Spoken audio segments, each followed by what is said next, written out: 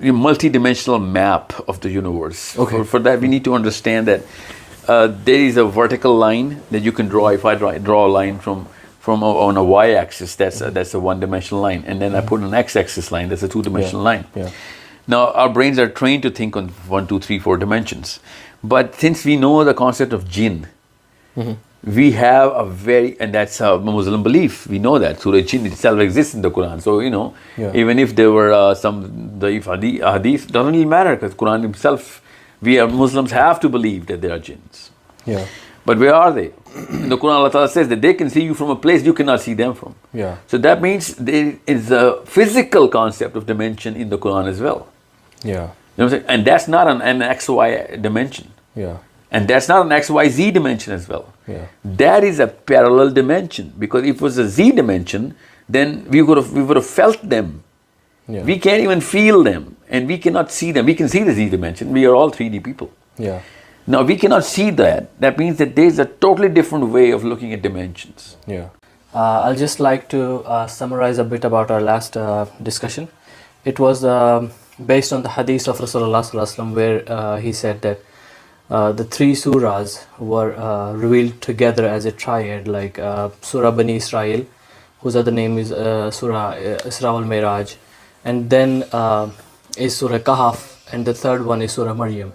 Our guest, my friend Sahil, last time explained that to truly understand Surah Kahf, we have to understand a few things from Bani Israel and a few things from Surah Maryam.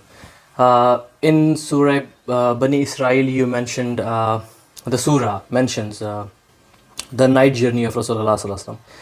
So our friend, he mentioned that was done, that journey, the night journey to the 7th sky, was done using portals, 2 kinds of portals, one in the horizontal direction from Mecca to Jerusalem, and then the other one was a vertical trajectory from Jerusalem to the skies.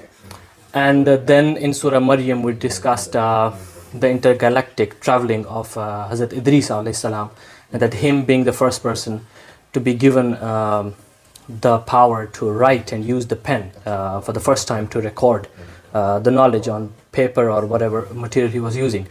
And he was also a traveler, intergalactic traveler. So these 2 things were discussed last time. I would request my friend Sahil to please move this discussion forward. You mentioned portals. First thing I would want to ask you is to describe portal a bit. I know most of us know what the portals are, but I would like him to give a brief explanation of what a portal is for those who don't know. And also cover in this that there's a story of a man in Surah Baqarah, ayat 259, who asked Allah subhanahu wa ta'ala that how would you recreate or give life to us again once we die.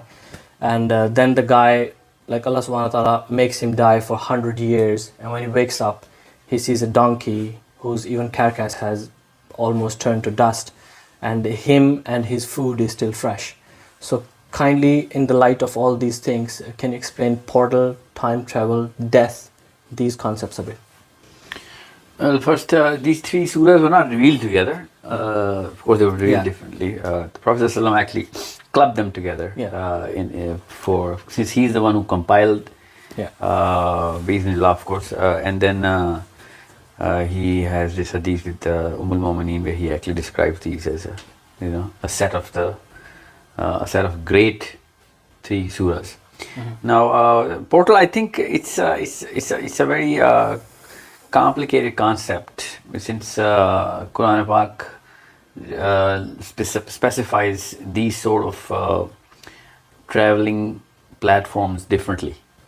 For example, when the angels are traveling, Allah subhanahu wa ta'ala has actually literally given us a time differential of how fast they actually travel through them. And it's a relative time scale that Allah Ta'ala has given for this planet versus the kind of time angels actually take. Now, since human psychology, as a Muslim psychology, of course we believe in the Quran, we specifically are not psychologically trained to put angels in any sort of a portal. When we think angels come down, we think they come down like a space shuttle come down. There's no because when you look at the trajectory of the airplanes, there are actually roads that they actually travel to. There are fly zones and there are no fly zones, and then there are optimum distances. And every pilot knows that, and we have those lines drawn on the globe. But for a space shuttle, there is no optimum distance except the vertical line, right? But Allah subhanahu wa ta'ala does not really specify like that. Our psychology is like that. So, for example, when we say the Prophet ﷺ was, being ridiculed at Taif, Jibreel comes down. We don't really think that a portal opens and then a portal opens here and there and Jibreel comes down. Even though that's the fastest way of travel, it was a portal that actually Jibreel used. Because the Quran actually specified that this is how fast. And specifically when Amr of Allah is actually to come down, the angels actually take that the command of Allah. It is the hukam, hukam. And then of course this is a hukam. Jibreel does not really move on his own accord. So psychologically speaking, it's a very tough concept to swallow that there are portals. First and foremost, why is there a portal? Because for us, we just think that angels can fly, so they are using the same dimension to go up and down. However, the Quran actually specifies, and this is not just the Quran, even the Hadith specify that, let me just give you an example. When the Miraj happened, they went from Kaaba to Baitul Laham. Why didn't they go take off from Kaaba?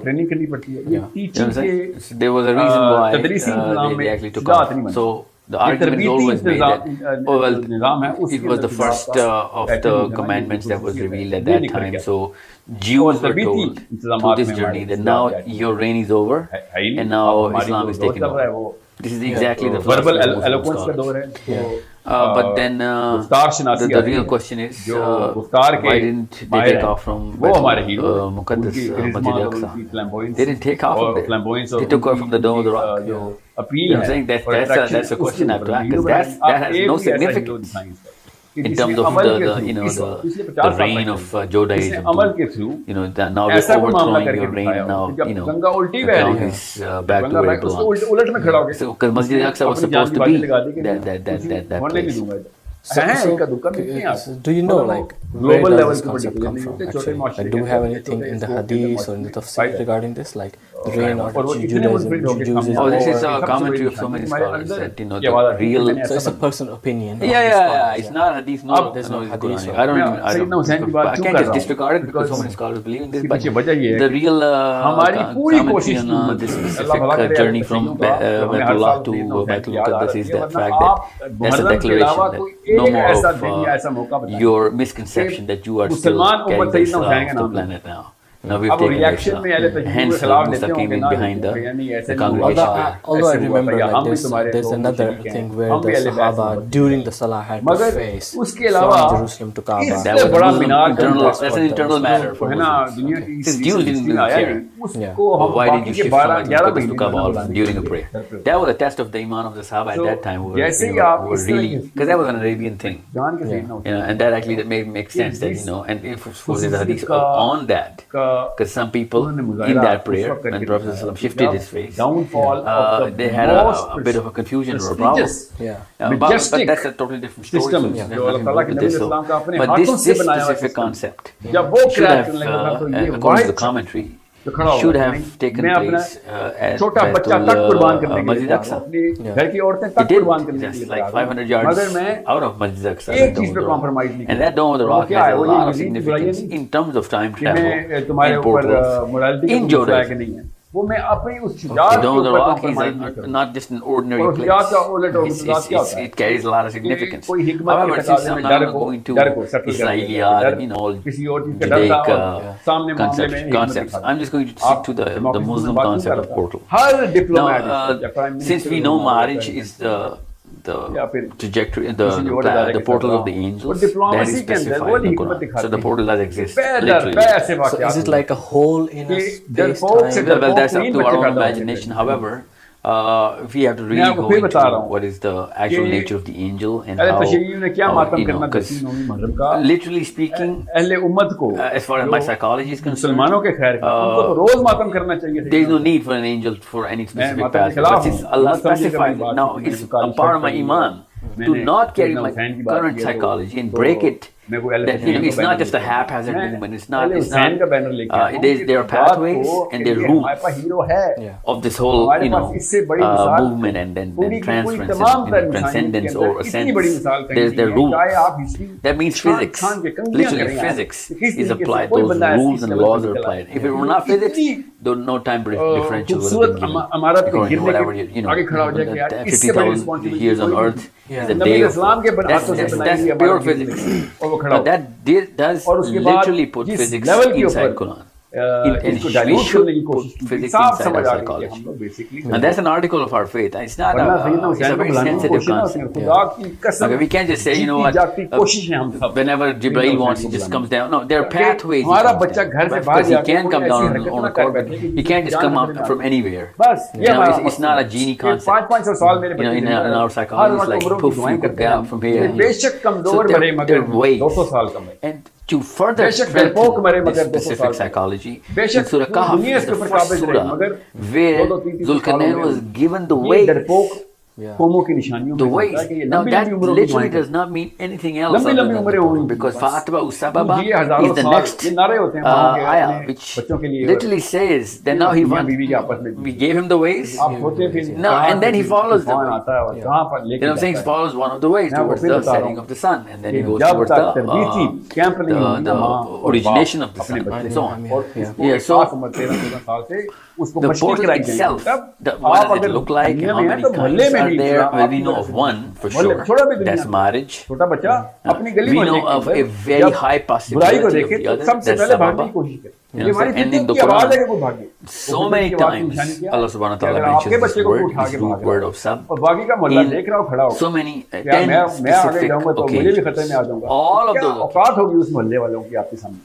Quran is speaking about ways towards the heavens. Now we have to make sure that we understand that if marriage is a concept, then why is the problem of us actually understanding that there is a possibility, there are other ways? And then in Surah Mulk, when Allah Ta'ala says we have placed these heavens in parallel to each other, and these universes, and then in Surah Mulk, Allah himself says, we've adorned this sky of this planet with those lamps which are the stars. That means there are other skies. And in the hadith of the Miraj, Prophet ﷺ meets Adam alayhi on this sky, and then he goes to the next one, he meets Yusuf alayhi and then Harun alayhi and then Isa alayhi and then Idris alayhi and then Musa, and then Ibrahim alayhi. So these are certain different so there is a physical proof of the presence of all these separate, uniquely identifiable different places and entities. And then you can actually place the marriage between all of these. And then, I can go on for days on this one, but you get the actual specificity of our belief of portals. Our concept and the concept of science is a lot similar here. Like it's a pathway. I doubt it. I'll tell you why. Well, on a basic level, there is a pathway. But if you read the old civilization texts, and we go through ancient history, we see that they didn't believe in portals. They believed in gateways. They did not really believe that, according to, if I take that psychology of ancient civilization, interstellar movement, and put it in the Muslim psychology, it would seem like this. That Zulkarnain did not have to go through a journey. He just traveled through a dimension. He opened the door and he was right there with the people who were talking about having protection from the sun. And then he opened the portal and he went through the gateway. It was like less than a second غیر what's the Muslim word, بھی transference.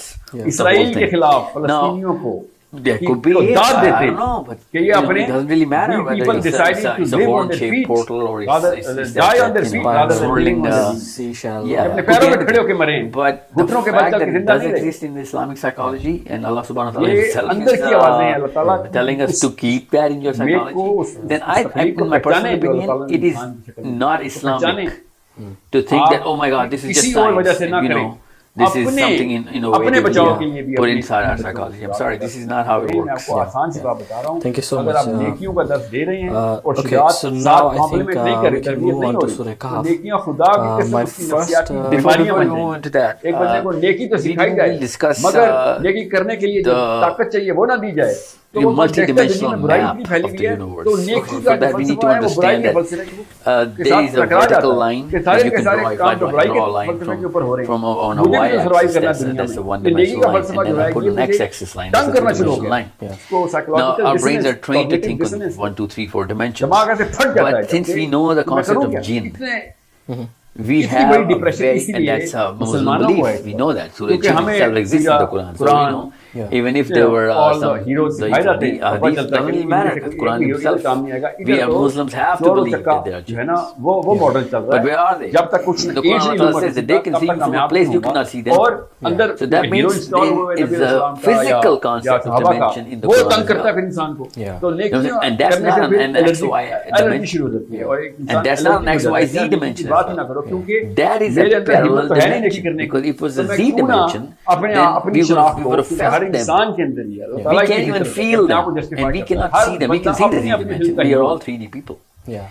Now we cannot see that. Justify That means کرے گا that کہ there's ہم a معاملات totally different way of ہارنے looking کے at 100 dimensions. وجوہات نکالتا ہے 100 وجوہات. Because if someone can see me, there is بہت absolutely no اطمینان possibility سے in اس بات کو physics سوچیں اور that I cannot see them مجھے پتا unless, ہے of course, جو حالات it's ہیں at a معاشرے کے quantum اس طرح کے level, لیکچر اور or تنگ کریں گے at آپ کو. such a اور اگر آپ grand کو level تنگ کر رہے ہیں کہ that یار I یہ تو am بوجھ پڑ رہے ہیں overwhelmed by the very میں اپنا sight of بچہ it. قربان کر دوں اگر آپ یہ سوچ رہے That's ہیں physics. تو آپ کے اندر But that's not what Allah Ta'ala is وہ saying. من کا بھی ٹھیک Allah Ta'ala is saying there are millions of jinns and there are Muslims and there are Christians and there's a colony and there's a population, and then they are living among you and there you cannot see them and they can see you. اور آپ سب سے From بڑے places Ghulam ہیں. they're looking at you. That means Ghulam اور that's the actual word.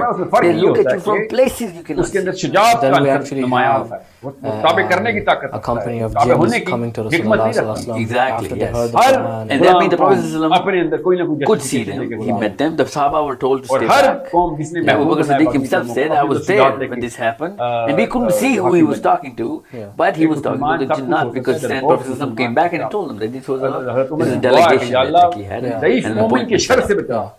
ضعیف مومن کا مطلب And برا then مومن نہیں، Surah کمزور ایمان Jinn والا، itself, کمزور when it starts, یہ کوئی مسلمانوں کو بتاتا ہی نہیں ہے کہ صفائی کے صف ایمان کا نعرہ They لگاتے said that we heard the Quran. Prophet ﷺ was reciting the Quran and they said, "Uhiya ilayya annahu istama'a faqalu jinnah." اس ایمان کا کیا charge Allah They said that, oh, we've heard something کسی کے so کام ہی نہ آ weird. سکے. Yeah. They could اپنے hear بچوں us میں as com a well. It's not just that they can see Seeing, us. yes, hearing as well. یہ اللہ تعالیٰ نے Ajab, yeah, there's something weird, something weird. Of course, that weird is ماں جتنی مرضی عورت the جتنی مرضی astonishing کمزور ہو miracle of اپنے the بچے کو linguistic of the خطرے میں Quran. دیکھتی ہے تو I can sense sub that.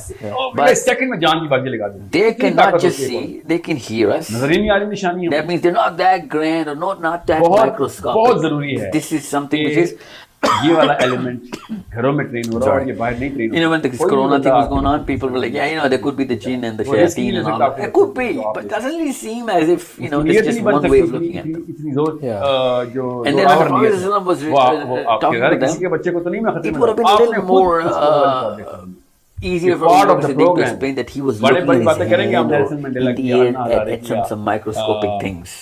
Yeah. But you know, it doesn't really seem as if that is the psychology we should If see. he was talking to a proper figure in front of him. Yeah, if not his own size, or you know, in a relative dimension or proportion where, you know, it is not that weird.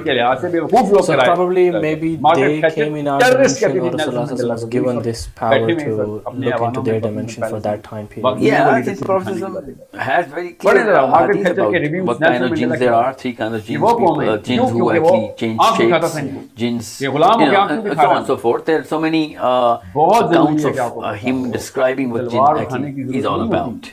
There's another thing like this, like for example, we know that in our hadith that once a person is in the grave, he'll be able to see his future after the day of resurrection, whether he's going to Jannah or the Jahannam, and he can see, and that window is going to open and see his home or his dwelling, fire or his Jannah. Whereas the grave is, and there's the same window that opens up in Surah Kahf. Oh wow, I'm so excited to well, not the same, but that's the same psychology. And then we have another thing, I heard this from somewhere, I don't know how authentic it is, that Rasulullah at the time of کاش I ہم don't نے know, it train was a کیا ہوتا specific time or it was a ایک گھر سے ایک ماں اگر طاقتور نکل آئے نا تو مثال قائم ہو جائے. once he was ایک in بھی the نکل ruku, گیا اصل میں مسئلہ یہ ہے so اپنے بچوں کو he road cross got to see it's authentic, so he got to see the fruits from ایک Jannah, نسل کے اندر and then he جس went لگائی ہے again جہاں پہ پچھلے to نسل کے pluck بچے them, جو میں but then he couldn't, چار maybe چار پانچ something, G and then when he was asked, پیدل that جاتا he تھا did 2 پتہ نہیں rukus. چلتا تھا سب کے سب جاتے اکیلے گراؤنڈوں میں کھیلتے ہوتے تھے. But we're talking about the jinn. There was a jinn during the prayer as well. So I would have grabbed him, but then I was a little shy of the promise of Sulaiman, my brother. He said that only I should be able to grab and control the jinn. روز حسین مرتا ہے ہمارے He said I would have just grabbed him, put him in a bag or something. But I didn't. I let him, play around. So yeah, this is a portal that opened in front of the Prophet, because he said that, did you not notice me moving a little farther and then moving a little back? Because he saw Amr bin Nuhail Khuzai in the same hadith. First he saw the Jannah and he said the fruit was so near to me that I was about to pluck him. And then I saw hell, and I saw Umar bin Nuhail Khuzai picking his intestines and putting him back in his belly from the ground, and then he moves a step behind. So he moves one step forward and one step backward during the prayer.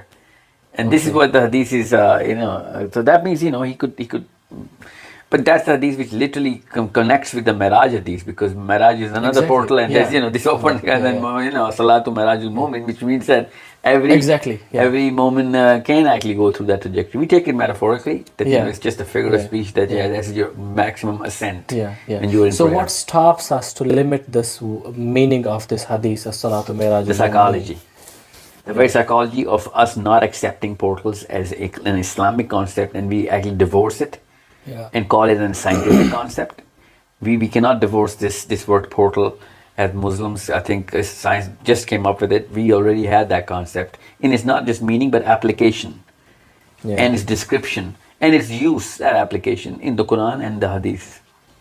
Yeah, that's why As-Salatul Miraj moment does not really hold any physical value to while in physical or scientific terminology it's going to be, it can hold a meaning like I believe in this. Prayer is a portal to a movement. I believe that during the time of Dajjal, prayer is the way Mu'mineen are going to well, not escape, but know where to go and what is coming from. Because this is not just a small matter. It's actually very interesting. Like, it has been right in front of our eyes for all this time, but we never looked into these things this way. Yeah. Okay, so if we're done now, we can move on to Surah Al-Kahf. So first of that's your first question of portal. That's just a big question. So so the first thing I would like to ask you to just give us a little background. Before why I was talking about dimensions and all of those things and jinnat. So that we can understand that it's not just it's a lot of ways in a lot of angles. We could be opening a portal to a dimension, and we'll still be here in terms of our movement, and still be going to a totally different universe, because I just be moving an inch out of this dimension and I'm gone. Or I could be traveling millions and millions of miles, literally through a mirage, and would be just like as a normal airplane does, but with intensely high speed and absolutely no change in my physical attribute. So there are many concepts. We can't just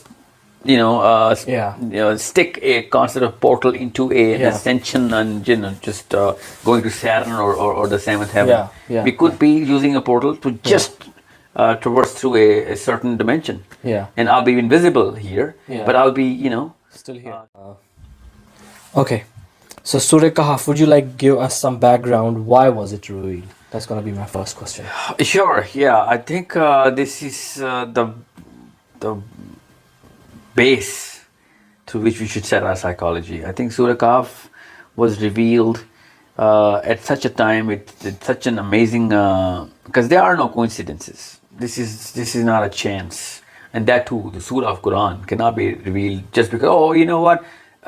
Since you guys came in and asked a question, let's just reveal a surah. Our Rabb does not work like this. That's actually a lot deeper concept. Oh yeah, way bigger. Yeah. So we'll come to that, because that concept is also covered in Surah Kahf. It's so amazing. Okay. The concept of inshallah is in. Exactly. So this is something which is so big that we better understand how the psychological placement of a Muslim should be. So Surah Kahf was revealed literally to answer the question of Jews. The technology of how time travel is done, and what is the concept of ruh, and what is the concept of what do you know about the people of the caves, and what is the whole story that you know of. If you are a true prophet, you should know that. And then, of course, tell us what you know about Dhul-Qarnayn. Now, that's not a regular question. That's not a question, you just throw out in the air. Let's just, try and ask him. That's one of those 3 tough things we don't know. So one of the things that's famous about this is like, they threw these 3 questions because they believed that no one other than a prophet can answer them. Although the story of the 7 sleepers was present in Christianity and has been present in many other cultures or civilizations as well. So if it was just a story they wanted to hear, so it doesn't prove him to be a prophet. But probably they wanted something else from him. Not at all. Yeah, that's correct. That's correct. Anyone would have told them this story. Yeah. Even though that's not the one question that they asked. Yeah. But let's just stick to this question one. No, we have the story of Alexander in other civilizations. Nobody believes. Nobody believes that. No, that's fine if they don't believe it. But even in mythology, there is a story, right? There does exist a story of story of 7 sleepers as well. Yeah, but specifically sticking to the 7 sleepers, everybody had a fair idea of what 7 sleeper story is. Yeah. And the time the Prophet ﷺ was, people did attribute that Muhammad ﷺ is a big reader, and he steals stuff from here and there. He has a lot of mentors. Yeah. But that is not the time. This is not that time. You have to understand what is the time. Yeah. Now this is going to. Let me just start from the background of how these questions came about. So let me just tell you what is the pretext of Surah Kahf. The pretext of Surah Kahf is inside the hadith. You'll have to look at it from you'll reverse engineer as to what the Jews and the use of Surah Kahf in our psychology has in common. And then you'll understand why did the Jews come in. Okay? So a little look into the history, and then people will understand what's actually going on. Jews themselves are waiting for their Messiah for ever since. Mm-hmm. So much so that they're looking into so many signs of the Messiah. Yeah. And since Jesus Christ did not live up to those signs, they were like, I'm sorry. Even though he should have, because their Messiah is going to be imitating Jesus Christ. Yeah. However, they were told that, your Messiah is going to come at such and such place. Such and such place would look like such and such area in the geography, and so on and so forth. We have this story from Salman Farsi's account as well. Right. People knew, those Christians knew where the Prophet is going to come in. It's dead on accuracy, by the way. Yeah.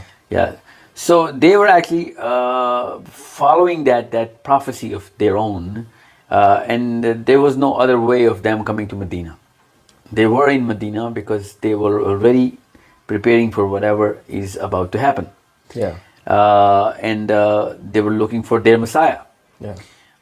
Now, what is the Messiah going to do for them? You know what I'm saying? That's the real question. Why are they looking for their Messiah? In terms of their own survival or their own purpose fulfillment, which is, the capturing of the whole planet and making them live under their ruling and so on and so forth. So it's because there's not a power of evil. Jews are still religious people who believe in, They're monotheistic religion who actually think that, they are very connected with God. Yeah. So it's not like a satanic cult that they were trying to follow. Yeah. They're actually following a prophecy which is to be fulfilled by their Messiah. Yeah. So, in other words, they have a little test of whoever claims to be a prophet. They're going to test. There's a Messiah quiz that they're carrying. Okay. So if that person can tell them accurately of what all of this is, then this man is our Messiah, because he will be able to use all of these three things. Okay. And so if you reverse engineer these questions, you can know literally what the Dajjal is going to be doing.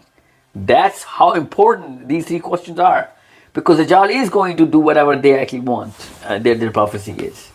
Their prophecies are not wrong. Even we believe in their prophecy that the Dajjal is going to come and resurrect the Jews. That's a common, that's a common prophecy. So it's like, just like we have Dalailun Nabuwa, so they also have. They had Dalailul Dajjal, but Dalailul Messiah, we call it Al-Masih, right? Yeah. So, and that is his name, Masih. He's going to be known as a Masih. Yeah. The Prophet ﷺ also calls him Masih. So what we really need to understand is that if Jews are testing our prophet, they must have tested many other prophets on that very template, and whoever does not fulfill that template does not know what the technology is, and that's not going to fetch them anything. So the real question is not whether the Prophet ﷺ knew this or not. Yeah. You understand me? The real question is that their Messiah is going to know these questions and is going to be able to use these technologies. Yeah. Hence, for 1400 years, we already know what the Dajjal is going to do. You have to understand that. Yeah. Because they came in and they said, recite to us Surah Kahf. Of course, they didn't say it. Yeah, they didn't say the word. But whatever they said was all Surah Kahf. Because Surah Kahf came in to answer all these three questions.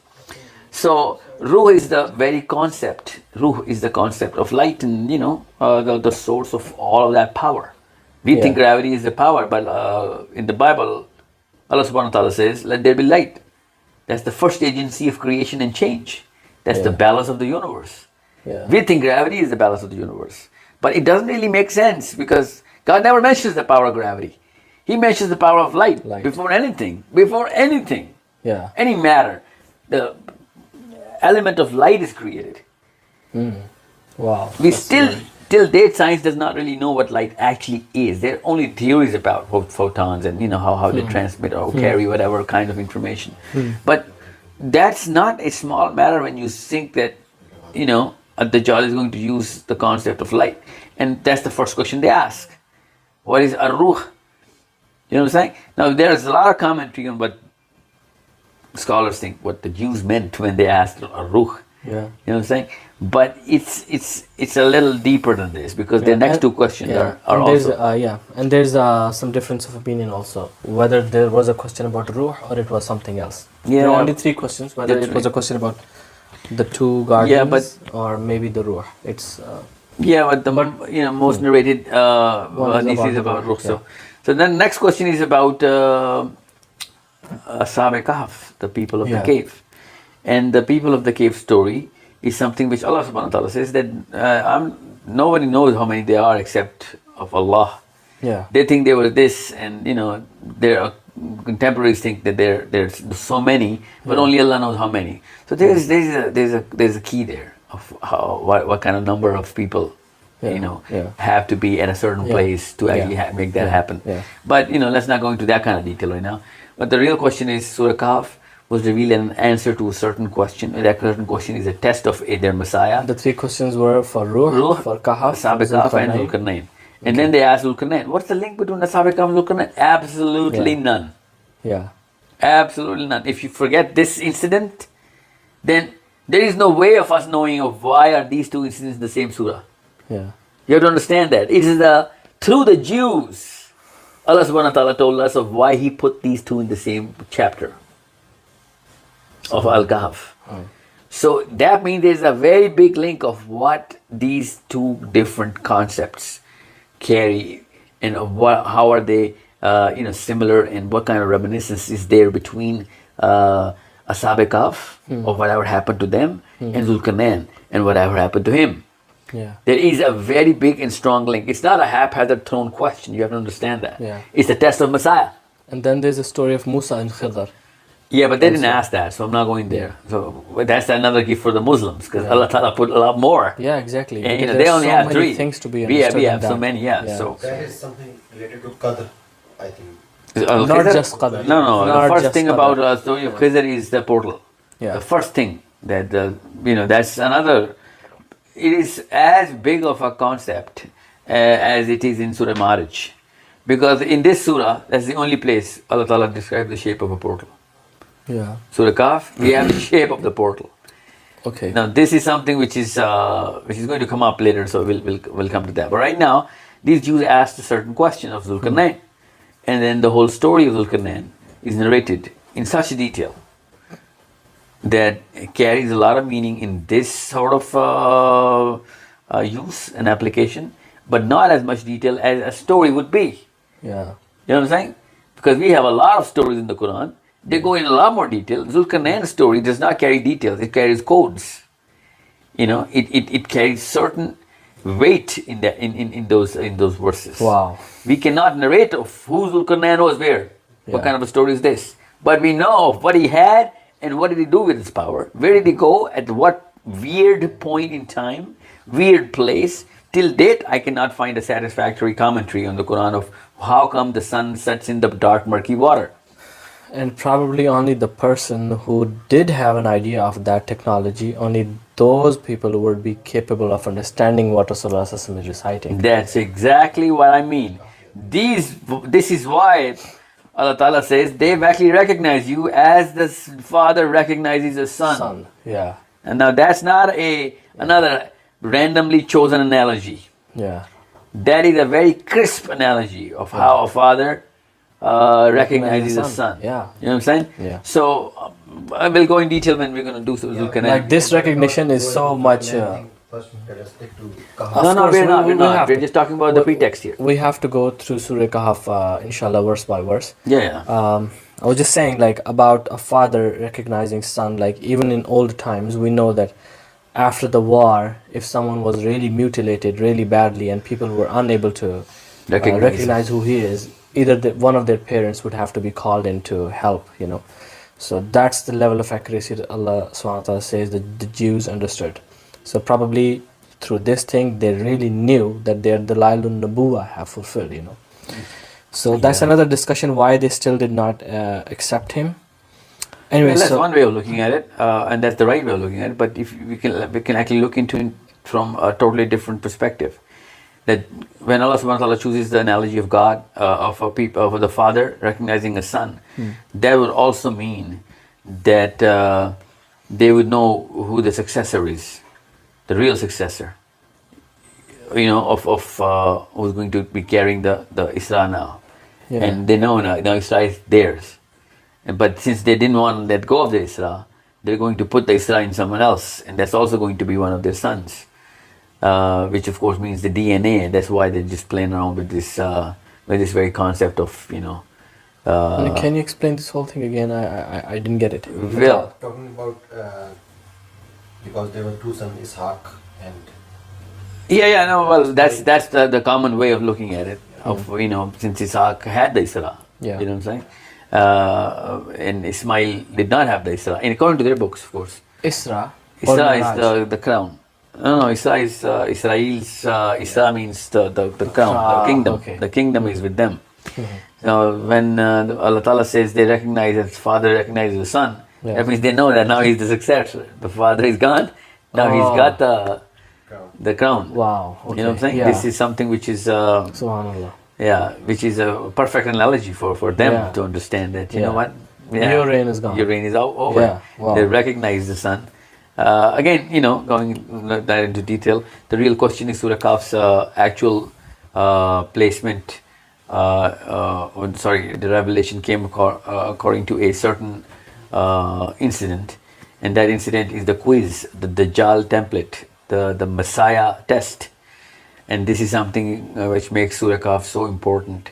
And knowing what happened, why it was revealed at a certain point in time, what were the question asked, is the most important thing about Surah Kahf. Okay, so inshallah I'm going to start Surah Kahf verse by verse. Do you have any preference using any specific translation Well, Or should I just follow Sahih International? Or just for everybody's reference, I personally prefer Abdul Halim's translation.